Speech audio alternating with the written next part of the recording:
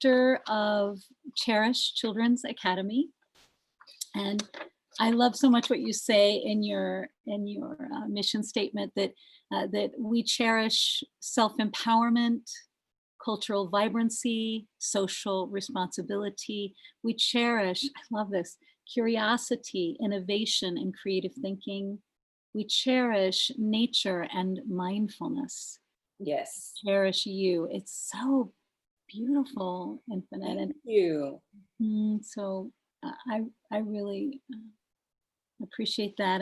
And also the spearhead of Queen's Project, which, you know, you as a multidisciplinary healing artist and life coach and activist, an educator, that this beautiful Queen's Project is this incredible book, and we're going to put a link for everyone. So whoever would like to explore the Queen's Project, but I appreciate the it's to impart positive imagery and stories. That it is as an inspirational representation to underrepresented youth, to initiate critical cross-cultural conversations, and to counter the negativity that is being played out in popular culture. The book itself is a tool for raising funds for the Queen's Project. And the goal of this program is to support young women, you know, to become independent and resourceful. Yes. To strive for independent, right? To strive in one's highest personal potential, to develop leadership skills and a sense of community responsibility. Your work, Infinite, is so powerful and so beautiful. And I thank you so much for all that you are doing in the world. And so I was curious. I asked you to come on the on my YouTube, my brand new YouTube, Real Medicine talk, to talk about children and to talk about race and to talk about babies, yeah, and our future, like yes, you know, in our future together. And so I'm wondering if perhaps you have a prayer that you might, or you know, something you'd like to open our time together with. Yeah, I would love to pray. Just drop into the heart.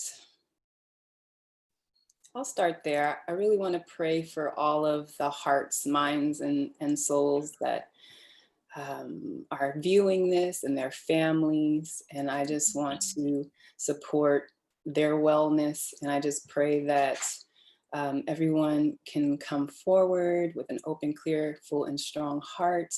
And I want to pray for all of our future, for our children who are our future and our everything. And I want to pray for you, Shar. I want to thank you for holding a sacred space.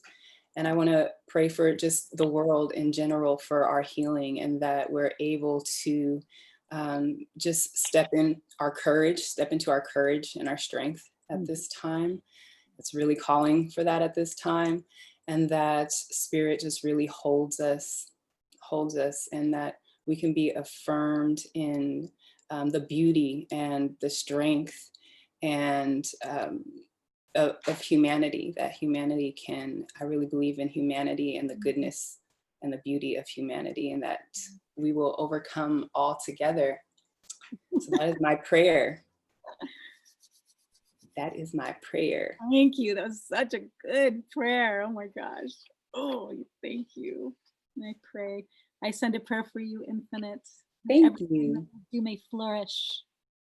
Everything. And so I'd like to start with the question about real medicine, but I think that's really the conversation we're in. About what real medicine is, correct? Mm-hmm. I thought about this, and it didn't take long for it just popped in my mind. Real medicine for me, and it really applies to a lot that we're experiencing right now. It's holistic. That's the first word that came to my mind. You know, we can go to the doctor and get all these pills that are fix, you know, our big toe, but then, you know, our arm isn't working the next day. Holistic, what really serves the whole and the wellness of the whole right now. I think that's really important for us to think about when we think about what is good medicine at this time. Yeah. And I Yeah, think it's interesting to think about the word healing really means wholeness. It's that journey toward wholeness. wholeness. Yeah, I love what Jean Achterberg says. She says that healing is a lifelong journey toward wholeness. I love that. Yeah, Yes. it's really powerful. And so in our healing journey,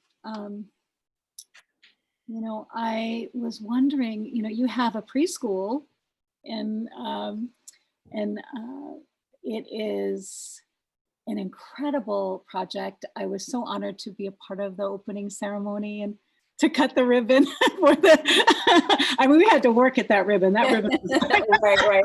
We didn't make it easy. yeah, no, but it was such a beautiful ceremony, and Malia Lacour, spoke, and it was such a beautiful the opening ceremony, and so I wanted to ask you, like, what have you been doing in regards to some of the children or the children that have come to the preschool, and some of the parents. I know some of the parents in my own life are like homeschooling and like working from home and homeschooling, doing so many, and some of my mentees and students. So I was just wondering if you have any wisdom around ways that people can enjoy.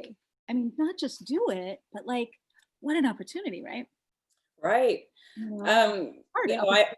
I think we've all observed this time as being both blessing and challenge in so many ways, right? There's this idea that, we can reconnect with family. What does it mean to have our child the entire day, the entire week, the entire month? And to really connect as family in a different way. And it's been really beautiful, but there's also challenge to it, right? These little ones, they have tons of energy. They want it all. They want all the attention, all the energy. And for some parents, this is a really challenging time to know what to do and how to respond. But I would say I do have some advice for different age groups. So, I have a preschool. It is so hard not to be able to take your young ones out at such a critical time of socialization and wanting to engage. And they're just at that point where they're starting to build friendships and have folks that they see outside of their parents on regular basis. One of the things that parents are really that's really helping them is having some sort of routine. It's easy to just wake up when you wake up and not have anything planned, but if you get the younger kiddos into a routine, then there's clear boundaries of when there's adult breathing time and strong engagement time. And it's actually a really beautiful time because this is a time where you can share with them how to be independent. And they actually will feel really proud and good about that.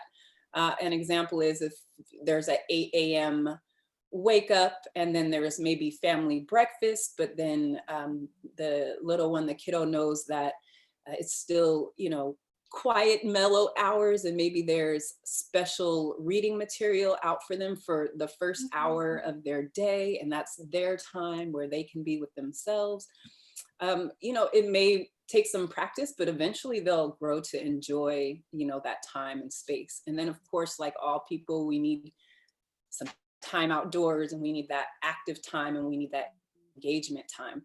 But if you build in routine sooner rather than later, then it's gonna get easier. So that's for the younger ones. For the older kiddos, this is an amazing time because this is their time. This is a time to excite them about maybe mastering something new, an instrument, Oh, wow. to discover what are your interests. This is such an amazing time, and to present it to them as an opportunity. we usually have to go to school. We usually are tied into routine. This is where you get to completely just have space to develop you and to have something really fun to do. And then for the slightly older kids, I am a big fan of, this is a time where you can, if you're in high school or later in middle school, you can discover, like, play around with what you'd want your career to be, or what your interests would be, and even start maybe a small business. It's so easy to start a small business these days, to set up a pretend Oh, that's or great. real website. Pardon? I love that. Yeah. So yeah, this is a time for the kiddos to just really explore and get them excited about the opportunity. The same reasons why you're excited about being home, because some of you are excited about being home. Uh, they can get excited about being home for those reasons as well. Thank you, Infinite. Oh my gosh. Yeah. I love that. I love be excited. I love the start your own business. You know, it's pretty Yeah. easy to do. So that's something that can be done. That's really powerful and beautiful. Mm. We also wanted to speak about, and two, children and race. And, you know, I'm wondering about what are some ways to educate and increase self-knowledge and healing in ourselves and in our children, to address and to heal white body supremacy, and, you know, what's been happening in our world with some of these murders, and George Floyd and Ahmaud Arbery and Breonna. Yeah. I think, again, going back to, you know, there's different ways we approach this with different age groups.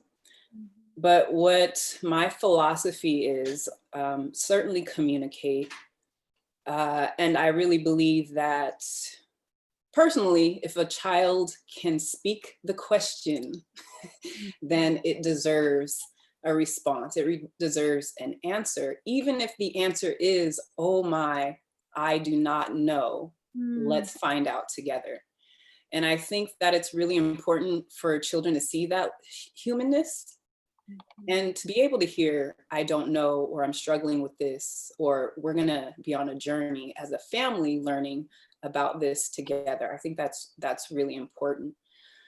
And as far as, you know, in general, what I would like to see, I think, well, first I'll say the conversations are different. I think that the conversation that you would have with an African American child is going to be different than the conversation that we have with a Caucasian child. And a friend described recently having communicated to their 6-year-old what was going on, and how for that family it was devastating, because it felt like taking the innocence away from that child, and it was really hard to do. But she posed the question, and so they felt that they definitely had to give an answer.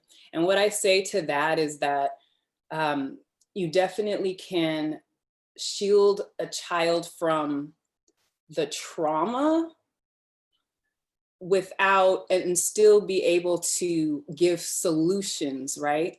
So what I mean by that is, we can find ways to communicate to our child about race, about how to be friends, things that they can relate to, related to struggles that they've had.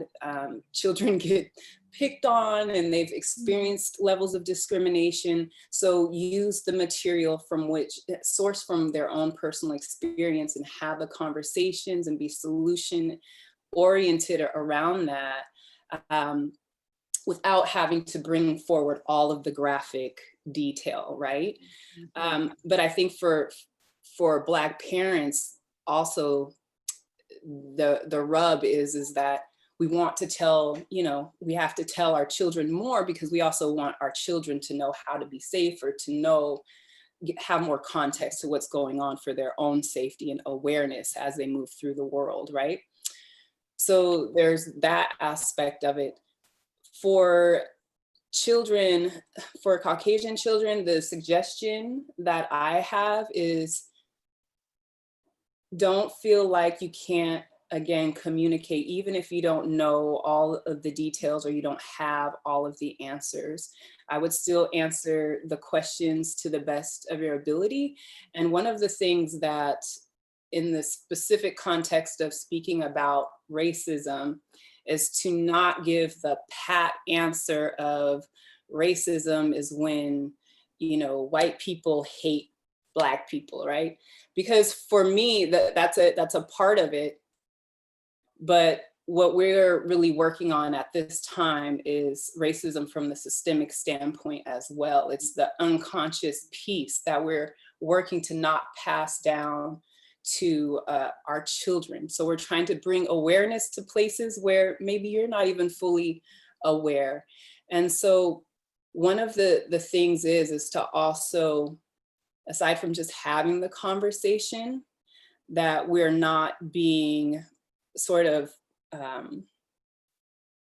spectators, anti-racist spectators, that we're going to go more than having the conversation about it, but we are going to see it reflected in our experience.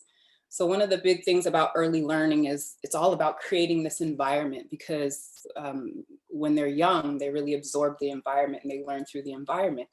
Well, what does your home environment look like? Is it representative? Are there other cultures? Can you see other races in their books or in their dolls? Why wouldn't a white child hold or have a Black doll? Why not? So it's the micro things that we do that needs to translate. So it needs to be more than a conversation, but it needs to be, this is something we're exploring together. And we might even change the environment that we live in. Yeah, like the container. It's just like the container. This is the container that you're being held in, and that they are seeing and holding and caring for and being cared for. I love the front page of Cherish, your Cherish Academy.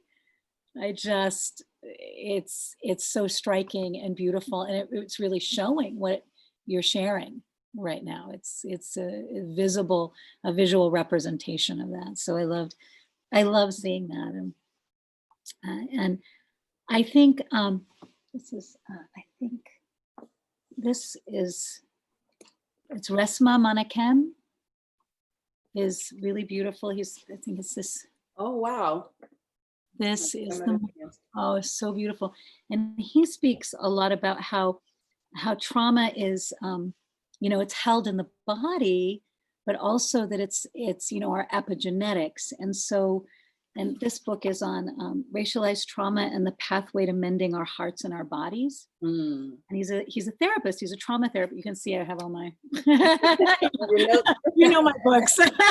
You're like, oh, and this is so good too. And then there's this and this. But I thought it was so interesting, how he's talking about the epigenetics and like what it is like to be born, in a racially traumatized, from a racially traumatized history. And he talks about Black bodies, and he talks about white bodies, and he talks about the police body. Mm-hmm.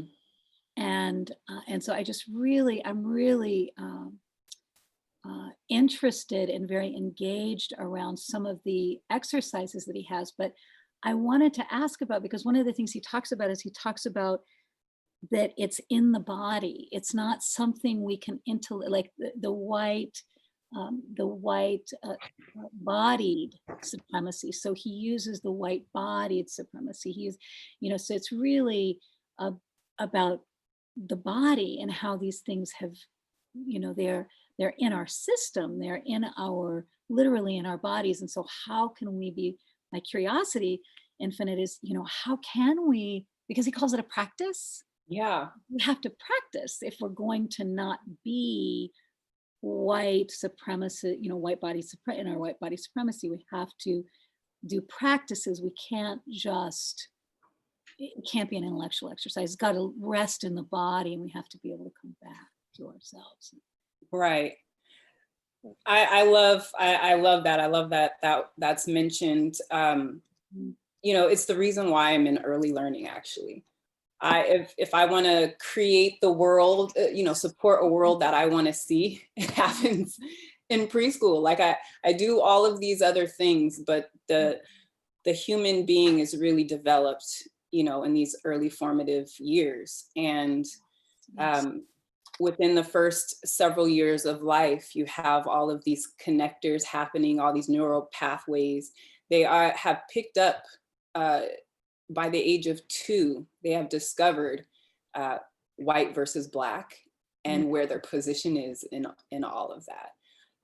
And I think the misconception for some parents is that, oh, my child isn't verbal, they're not picking up on this, but more so than ever, this is how it's learned. It's through your vibration, it's through your energy, it's through the thoughts that you're emitting, it's about your behaviors, it's about the fact that maybe you held your child a little tighter when passing a certain person. They are picking up on all of these details. They have to for their survival.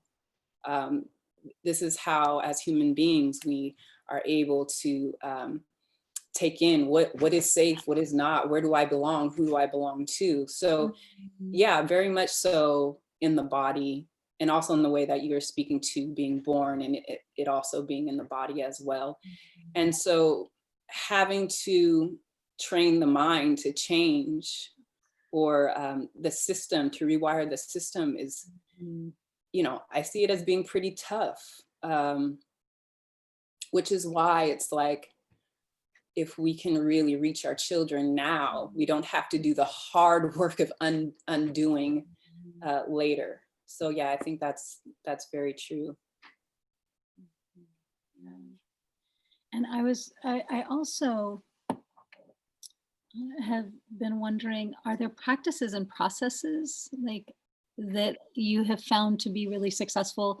I mean, even in your own classroom, because one of the things I admire so much is how you're bringing all of these children together almost as like little teachers for each other, which I just love. And I love the opportunity and honor to witness it.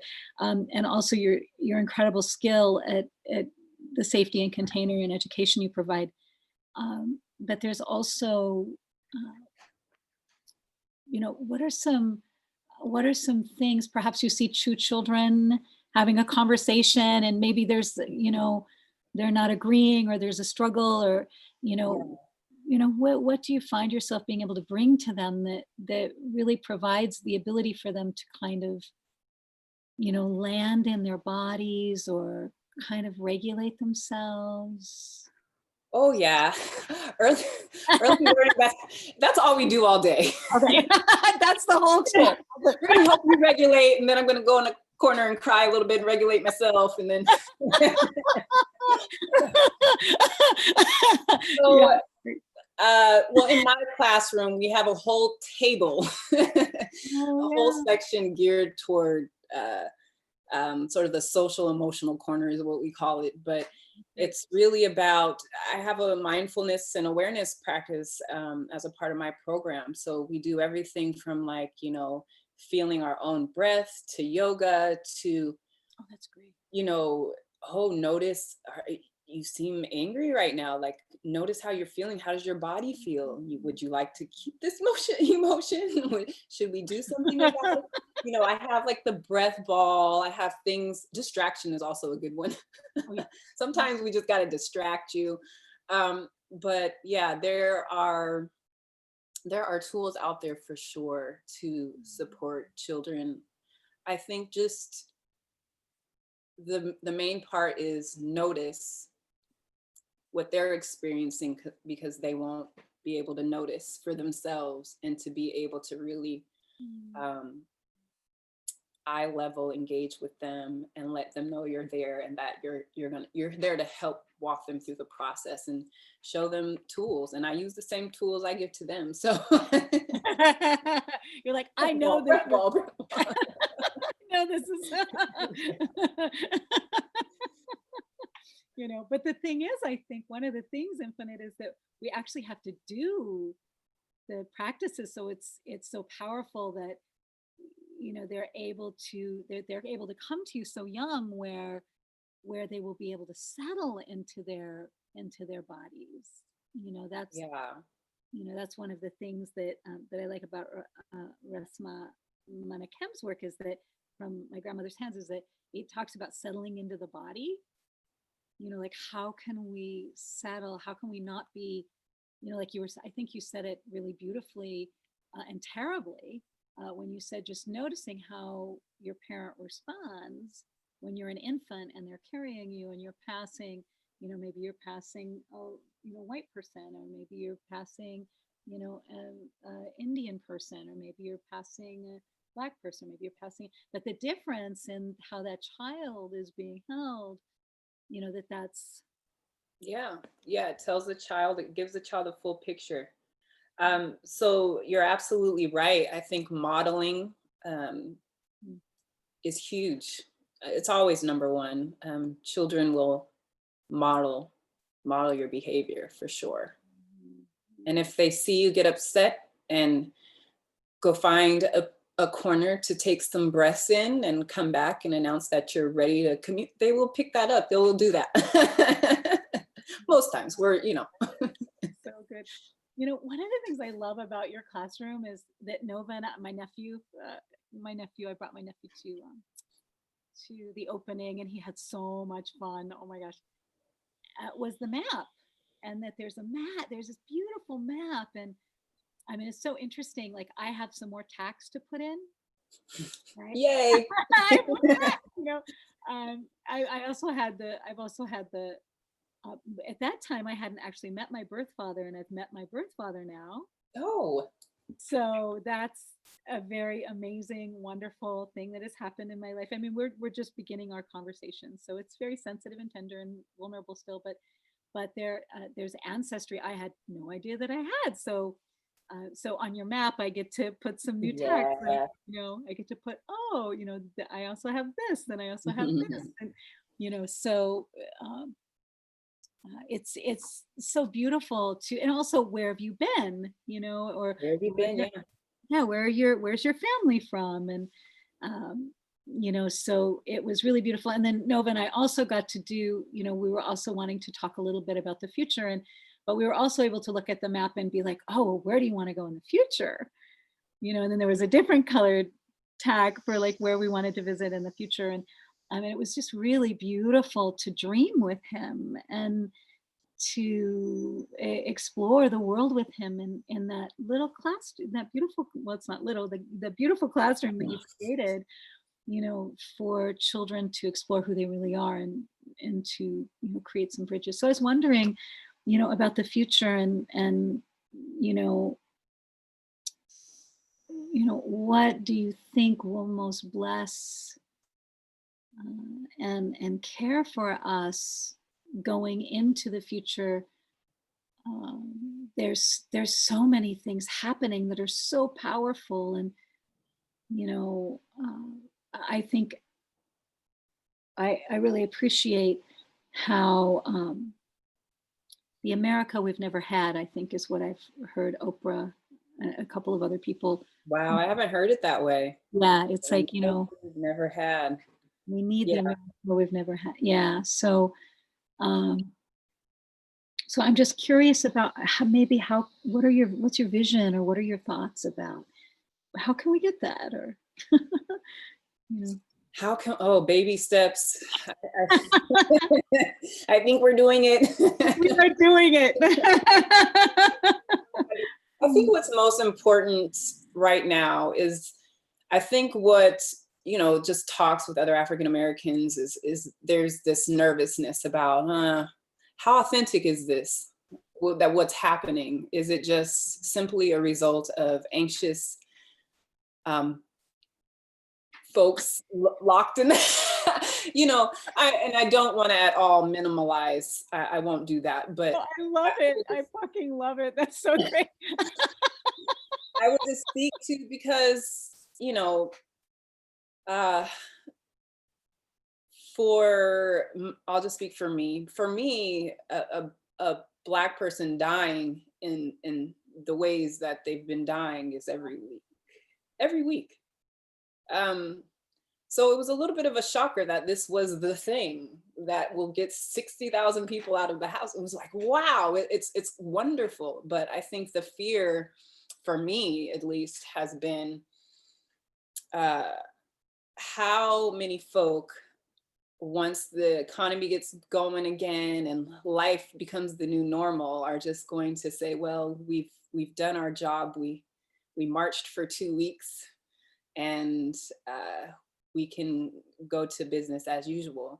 We've only addressed sort of the violence and police brutality. It's a long road to change policies and to really do the work to dismantle the systematic racism and oppression that we're dealing with. And so I would really like to see that people can see where they are in this world of racism, because I want to share what I wrote. The thing that I wanted to say about racism for folks to understand is that racism places normative white culture as the standard in which everything else is measured by.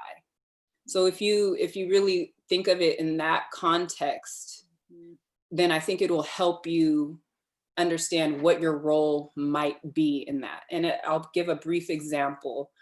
I worked for a company, and a memo went out of what the dress code was, and it included hair and things like afros, and all these other things were just kind of like not allowed. I had locks at the time, which I've been growing for 20 years, and they asked me to cut it. Now, first, they didn't realize it was my real hair, which is well, oh my gosh, I can communicate what was going on, but for all of these hairstyles that didn't fit up to what the model, the standard normative white model of professionalism or how to look is, like, everything beyond that was inappropriate. So we have to just be really, really careful, and we have to take the information that we're getting now, because Black people are willing to talk more than ever, because they feel, I will speak for myself, I feel more safe in having some of these conversations. To really listen and to apply, be actionable in everyday life around it. That's my thought. Well, I remember in the mentorship leadership course a few years back during the Women's March, and this is a conversation that we had in a later mentorship and leadership, I think a couple of years back, but you were a TA in that course. And I remember that conversation that we had where is it okay if I speak to this? Yes. We're live. I'm like, oh, I should ask you first. That was a different venue. So I'm like, oh, I better ask permission. And I remember you were bringing up that you had, that there was a Black March, and that you had wondered why weren't there more people back when there was the Women's March, and that people were out marching. And I remember that conversation and the sorrow and the deep sorrow. I mean, and confusion, and well, in short, it was my experience. I'd been to several marches. I think it was Trayvon Martin back then. There was a series of senseless murders, and I recall walking through the now gentrified Central District. I still lived there at the time, and there was a group of maybe 50 people of color doing a march, and just remembering the honking and get out of the way, and just realizing wow, we are living two totally different experiences. And to be met with that time and time again, And then when at last there was some I don't even remember what the murder was then, but when there was some attention, and Black Lives Matter marches happening, it got and then there was a women's march, which was sort of the umbrella of all of the Right. issues. You cannot umbrella, as you can see, this issue. If so, it would have worked back then, but it wasn't addressed You're like, no. Yeah. because cat ears and death are two different things. Like, and it was just really frustrating to know that there was what I believe was actually a genuine effort to help support the Black Lives Matter movement, but instead it was overshadowed.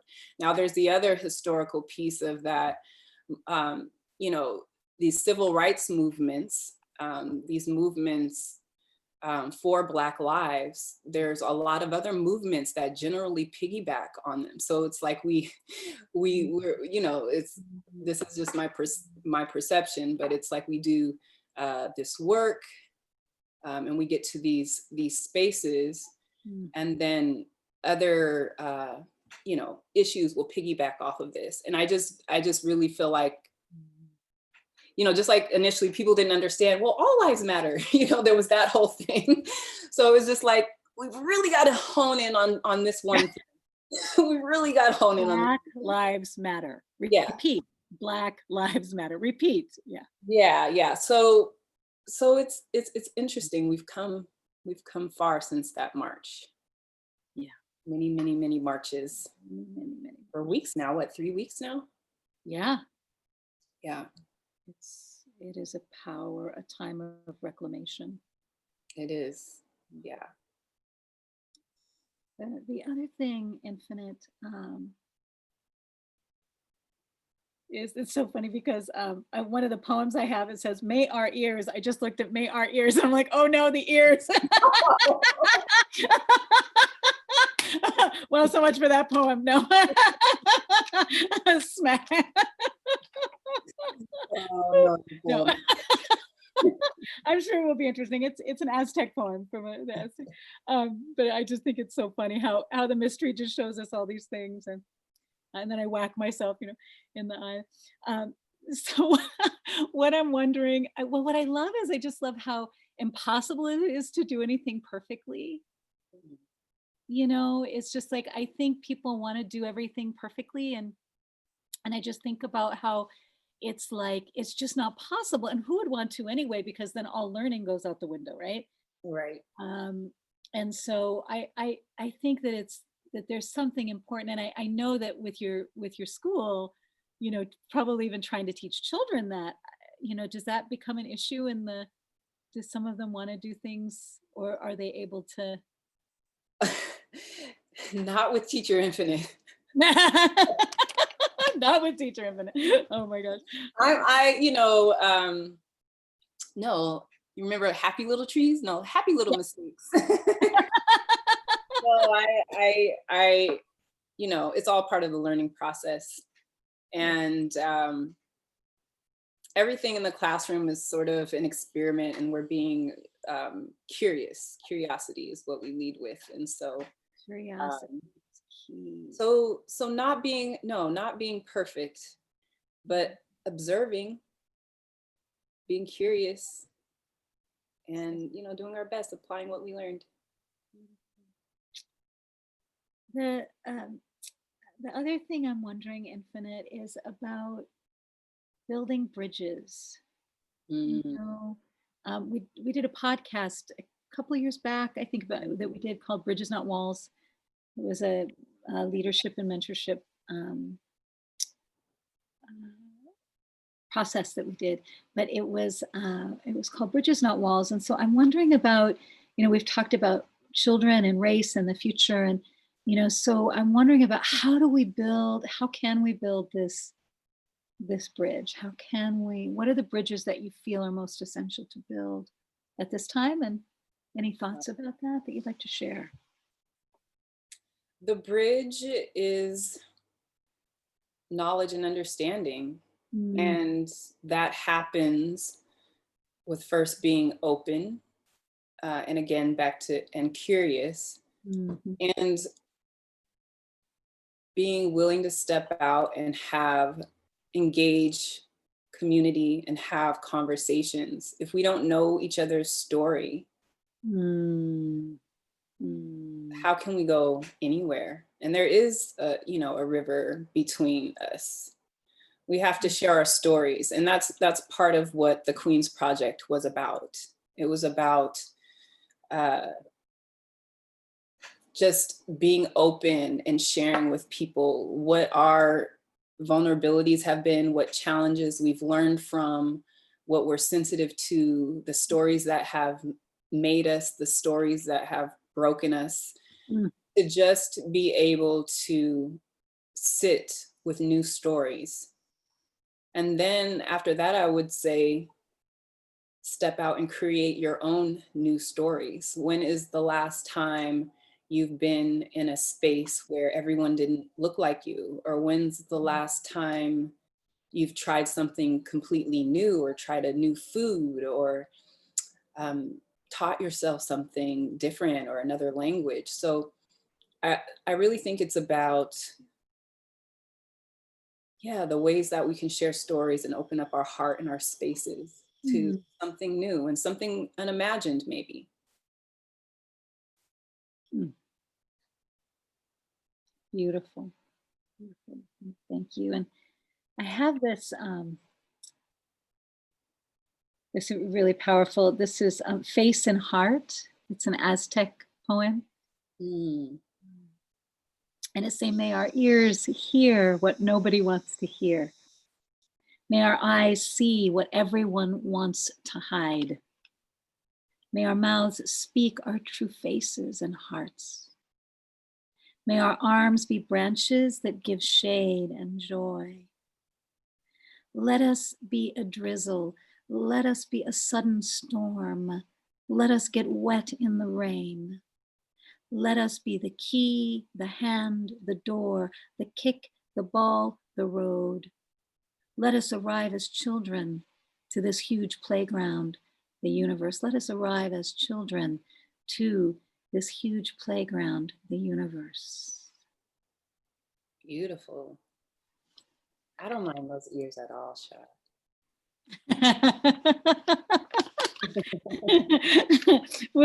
This is, yeah, the ears are good, those ears that hear what nobody wants to hear. And so I'm so grateful, Infinite. And is there anything else that you would like to share? I do want to say that Infinite is reopening the preschool, and it is reopening in, what did you say, a few days or?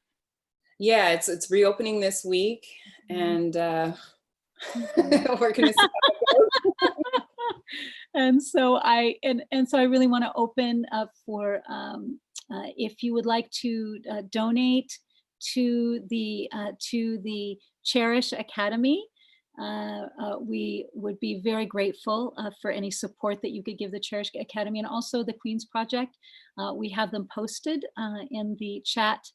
So you are, please click on one of those links if you want to make a difference for the children, and also for the Queen's Project that Infinite is spearheading for young women, and so many powerful ways to change the narrative for Yeah. those young women. So thank you.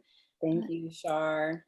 You're so welcome. I'm so honored and privileged, and what a gift. Yeah, thank you. Beautiful.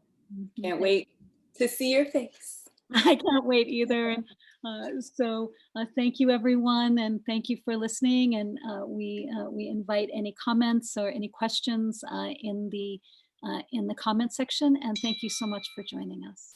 Thank you. Thank you, Shar. You're welcome. Bye.